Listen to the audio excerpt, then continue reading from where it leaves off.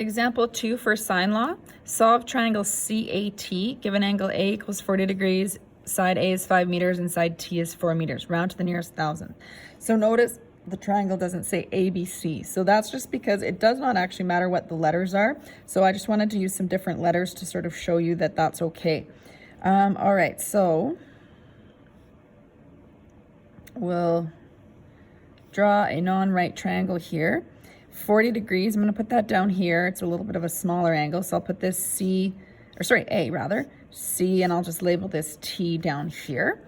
I'm also given the side 5, so 5 is opposite A, so this is 5 meters, and T is opposite angle T, so that is 4 meters there. Okay. So now looking at this question, I know when I'm thinking the formulas, I know I have opposites in here, right? So I have 5 over sine 40, so I can use A over sine A. I don't have any information about C, so I can't find that yet, but I have the side and here, so I can find the opposite angle here. So I'm actually going to use the opposites here. You don't even necessarily have to write out, you know, A over sine A and T over sine T. If you want to put the numbers in, that's okay too. So that way you can just think about what's kind of opposite. So 5 over sine 40 is equal to 4 over sine. Now, of course, I need a variable here, angle T. So capital T, remember, for the angles. All right, now we're going to solve ultimately for angle T, but we're going to isolate sine T. Remember, this is an angle. It has to stay with the word sine. So we're going to cross multiply again. So we're going to go 4 times sine 40 is equal to 5 times sine T. And I'm going to get sine T by itself by dividing by 5. So that cancels out. So I'm just going to put the sine T on this side is equal to 4 sine 40 degrees over 5. Okay, so here's what's going to be important with your calculator. We're going to put this into our calculator, but that's going to give me a decimal answer. That's going to give me what sine T equals, which if you need to write out the decimal, you can. There may be a few calculators where you have to clear your calculator, and I can always help you with that. Otherwise, you're going to just keep it all in your calculator and solve for angle T. We're going to be using, and I just want this as a little note on the side, that sine -1 again on your calculator. So you're going to use the shift button. So I've got my calculator here, again, still degree mode. Make sure everything's clear. So I'm going to type 4 sine 40. And again, equals, so I know that it calculates the numerator. And I'm going to divide that by 5. So this is going to give me what sine T equals. So again, you don't need to write that out. If you did, you'd have to write out all the decimals anyways, because you can't round early or you won't get the correct answer. Now I want to find the inverse sine, we call it, or sine -1. So I want to use shift sine, and I want that entire number in here. So instead of retyping that number out, which is a possibility if you need to, most calculators have a button that says answer. Mine is down here, so I'm going to hit answer, and what it does is it puts what's on the calculator display as my answer. So I'm taking the sine -1 of this number, I'm going to hit equals, and I get 30.94660. Now thousandth is 3 decimal places, so angle T is equal to 30 point, I have to move that over, 946 degrees. Remember your units. One more thing about notation that is important here is you found the angle. You can't say equals 30 here because actually this equaled 0.51. Remember from my calculator, it's the angle. So I don't actually need to see that decimal. It's one less thing you need to write out.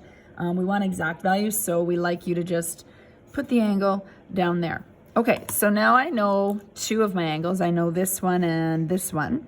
I can find now angle C by subtraction. Rather than go through the process of sine law, which in this case I wouldn't quite have enough information. So I'm going to subtract the 2 other angles.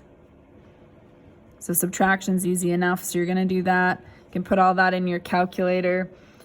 Again, since this is already in my calculator, I would go 180 minus answer minus 40. So maybe that's not the order I wrote it in, but that's going to be save me from having to rewrite out decimals.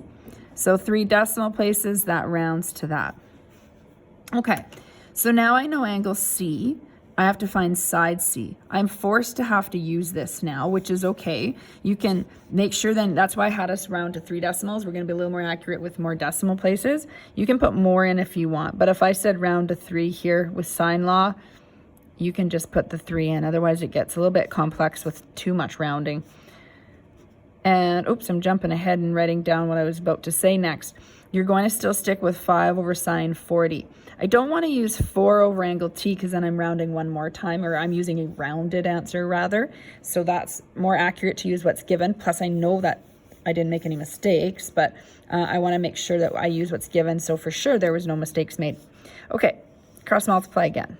So c times sine 40 is equal to 5 times sine 109.054 degrees. You want to get c by itself. So we'll cross that out. And c equals 5 sine of 109.054 degrees over sine of 40 degrees. Okay, so now we're finding the side. So you're not using sine -1 here. I should maybe just make that clear. That's only for this part because you're trying to, when you're given, or when you're finding the angles, when you use it. When you're finding the side, c is already isolated. So c equals, or you could put the equal sign here in this case would be all right. We just put that in our calculator. This is like the previous example. I have to hit clear from my other numbers. So 5 sine 109.054 equals divided by sine 40 equals, and we have 7.352 meters. We want to go to 3 decimal places again. So again, you've got your 3 answers because you were given 3 pieces of information, and the triangle has 3 sides and 3 angles.